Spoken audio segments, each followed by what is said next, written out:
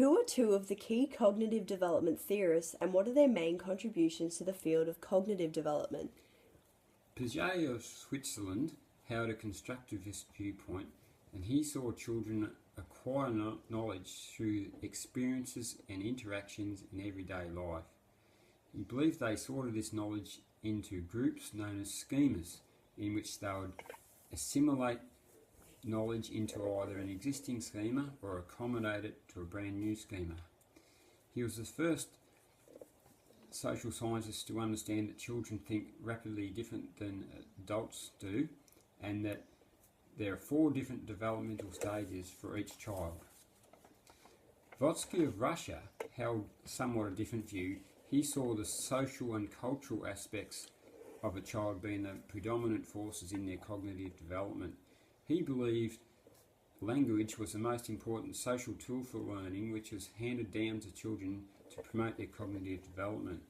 He saw the importance of a more knowledgeable other or teacher to assist the child to learn, and saw in his middle of his theory was the concept of a zone of proximal development in which children were monitored in how they learned what they could achieve individually and with the help of others.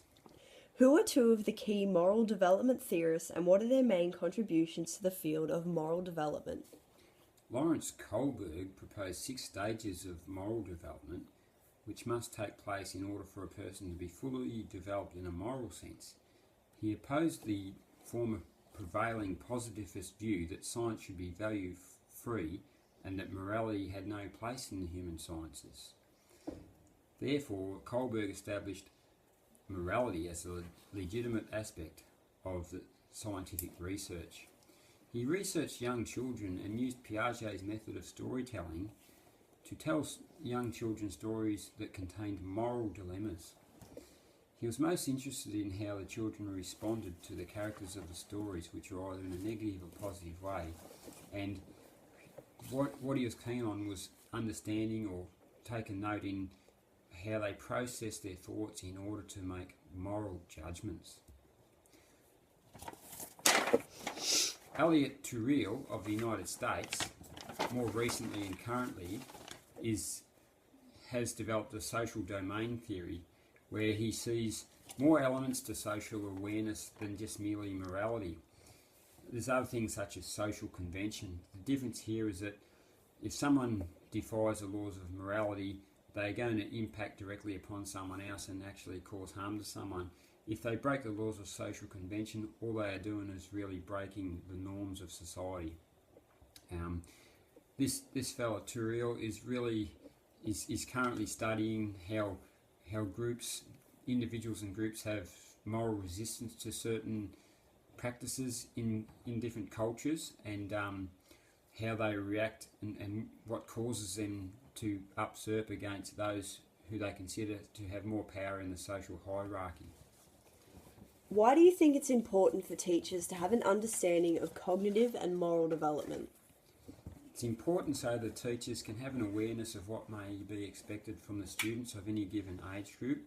They can then understand the levels of comprehension they should have, what knowledge they should have acquired by a certain stage, and how much understanding they have. Once they have that, they can communicate with the students at an appropriate level. They can also plan lessons and activities and games and so on that are relevant for and cater to these specific age groups they deal with. How will knowing about theories of cognitive and moral development help you in your teaching practice? Understanding these theories will definitely help me in many ways. They'll help me to understand the various developmental stages of children. Similar to the previous question, I'll know how to relate to the students better. I can plan learning outcomes. I can monitor the progress of the students. I can also show empathy to the students, knowing that they come from a range of various social, cultural and family backgrounds. Can you please provide an example of the application of cognitive development in the classroom? In your example, please specify the grade to which your example applies. In a grade 2 class, you could set up a lesson on nouns and verbs. You could use various symbols that represent what is in those various categories. You could have the children participate in groups to determine and classify what comprises a noun and what comprises a verb. Can you please provide an example of the application of moral development in the classroom? In your example, please specify the grade to which your example applies. Okay. Moral development, you could say a young class, prep or grade 1, a child falls sick and is away absent. You could recommend that the class make up some get well cards for the child, so that when the child comes back to class, they know that they've been cared for, that his peers really care for him, and ongoing from that, the teacher could promote empathy and so on, and awareness of others, putting others first, even just simple things like opening the door for another child. Things like that are fantastic ways to go about this.